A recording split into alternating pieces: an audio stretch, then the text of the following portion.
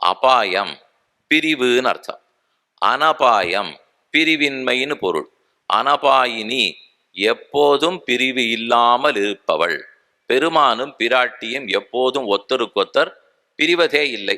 நித்தேவேஷா ஜெகன்மாதா விஷ்ணோஸ்ரீர் அனபாயினி தேவத்வே தேவதேகேயம் மனுஷ்யத்தேச்ச மானுஷின்னு விஷ்ணு புராணத்துல சாதிக்கிறார். பெருமானும் பிராட்டியும் பிரிவதில்லைனால் பக்கத்துல பக்கத்துல எழுந்துருளிருப்பார்களா? அவ்வளவு தள்ளி இருப்பார்களா? இல்லை. அகலகில்லேன் இறையுமென்னு அலர்மேல் மங்கை உரை மார்பா, பெருமானுடைய திருமார்பை விட்டு ஒரு கணமும் அவள் பிரிவதே இல்லை. அத்தனை தூரம் ஒற்றுமை எழுந்துருள் இருக்கிறாள், பிரிவதில்லை.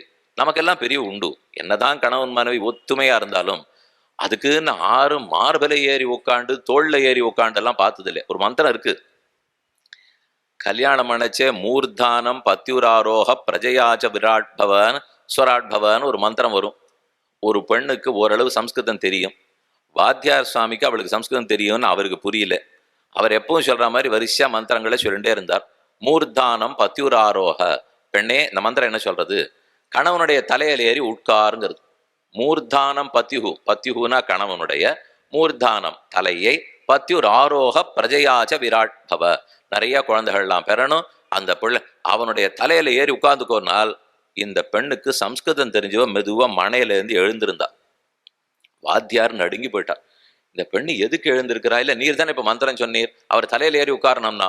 ஓ, நான் அந்த அர்த்தத்துல சொல்லல. தலையில ஏறுறதுன்னா குணத்தாலே ஜெயிப்பாயின்னு அர்த்தம். உன்னுடைய நல்ல பண்புகளாலே அவனை வசப்படுத்தி வச்சுக்கோன்னு சொல்லியிருக்குனால் இது நம்மளை பத்தின விஷயம். ஆனா பெருமான் பிராட்டினால் நிஜமாகவே பார்க்கடலிலிருந்து மகாலட்சுமி உதித்த போது யயௌ வக்ஷஸ்தலம் ஹரேகே பஷ்யதாம் சர்வதேவானாம் யயௌ வக்ஷஸ்தலம் ஹரேகே அனைத்து தேவர்களும் பார்த்து கொண்டிருக்கும் போதே பெருமானுடைய திருமார்பில் ஏறி பிராட்டி அமர்ந்தாள். அன்னிலிருந்து இன்னி வரைக்கும் ஸ்ரீவத்ச மகாலட்சுமியாக எழுந்துருளி இருக்கிறாள்.